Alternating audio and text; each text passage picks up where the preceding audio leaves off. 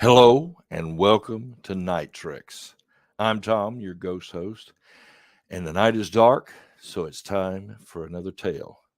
Tonight's tale, Black Harvey. Black Harvey the Disconsolate was an ancient, giant, evil spider. He was hibernating in the basement of an ornate Victorian brownstone built in the early 1800s. Many homes had been built atop the primeval arachnid, but none had ever disturbed his rest. Harvey's previous gastronomical quest had proven to be one of the top forays in his long and illustrious career. He had gorged himself on hundreds of hapless villagers and castle residents. Many knights and men at arms had been sent to destroy him, but Harvey was invincible. He had slain their armies and eaten their remains, enjoying each luscious morsel.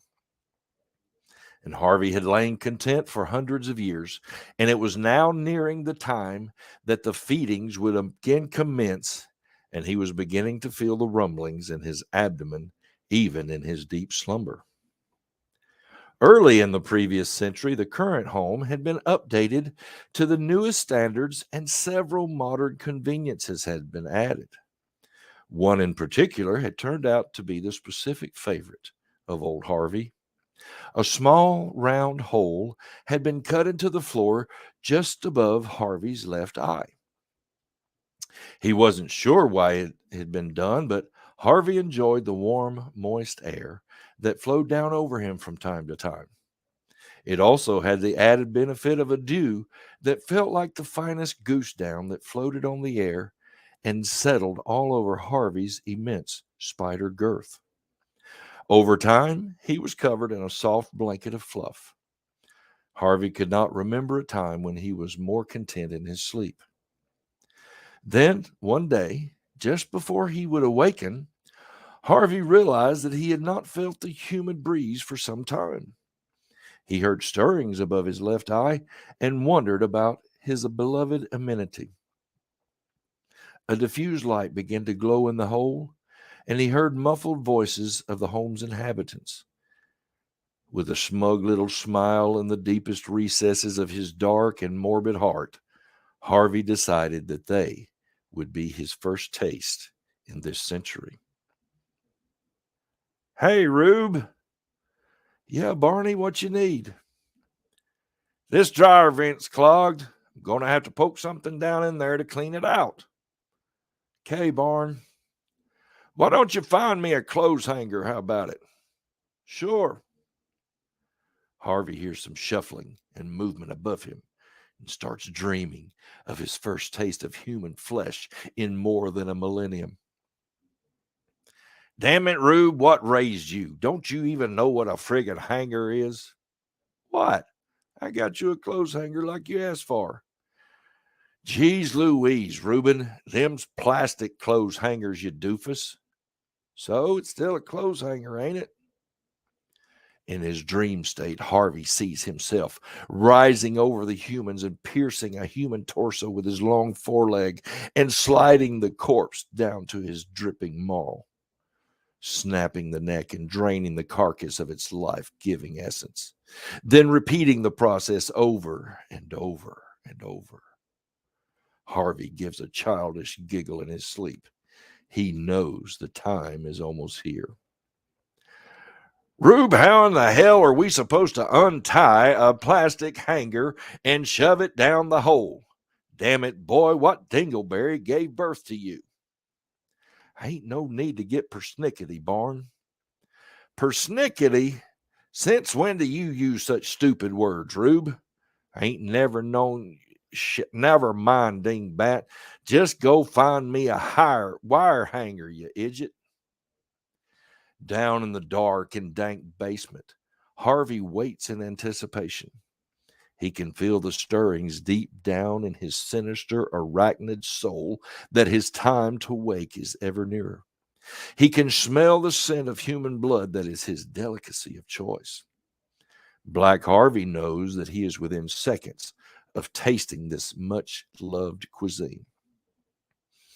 By God, how in the hell does that idiot Idiot even managed to get dressed in the mornings. Barn, this what you wanted? Yeah, that'll do. Now twist the hook to untie it. Then straighten it out for... No, not the hook, dag nabbit. I need that to unclog the damn vent. Lord, how did you even make it to 18? A buzzing was starting down in the depths of old Black Harvey's belly. This was it.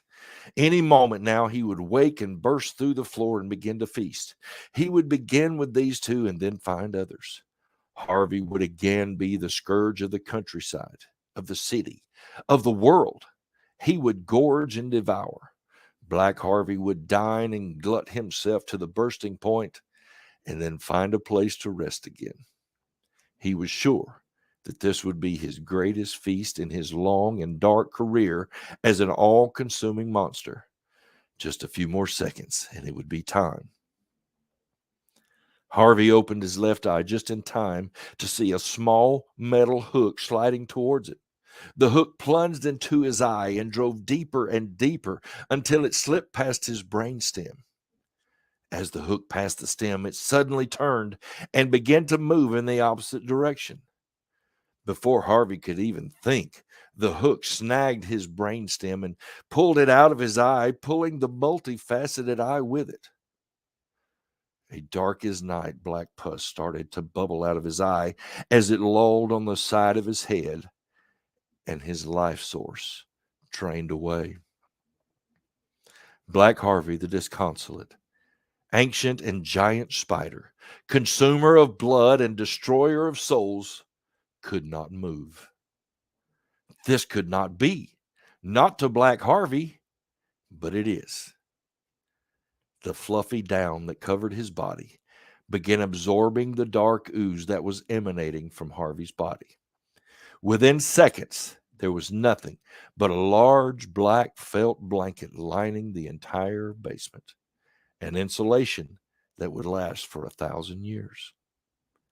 Did you get it, Barn? I think so. Stinks to high heaven, though. So, Black Harvey, a giant, all-consuming spider. Could it be?